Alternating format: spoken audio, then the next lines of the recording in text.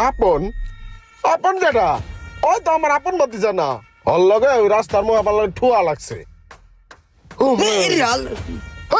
পোলা বাইন, তুই আমার দেহস না, তুই আমার মুস্কারি করতেছ। হায় রে কাকা, আপনি কি আমার তালই লাগেন? আপনি হলো মুরব্বী মানুষ, আপনার লোক কি মস্করা করেন যায়? আমি ঢেকাটা ইচ্ছা করে দেই নাই। আপনি তো আমার বাপের বয়সী, আপনারা দেখলে আমার বাপের কথাই মনে পড়ে। কাকা, আপনি আমার ভাতিজা সই দেখেন, আপনি তো আমার কাকাই, আপনি আমার ভাতিজা কই দেখেন। কাকাই করেন কি? ভাতিজা আমি ওই গরু টরু টানি আর কি, নামায় দিয়ে এলাম মাত্র। কাকা, আমি একটা পাগলা গরু দেখছি, দেশি গরু তো অনেক বেতাল করে। আপনি গরুর একটু চেক টেক দিবেন, দাঁতছে কিনা, দেশি গরু তো ঠ্যাং ম্যাং ঠিক আছে কিনা একটু দেখবেন, দেখে খালি গরুটার নামাই দিবেন।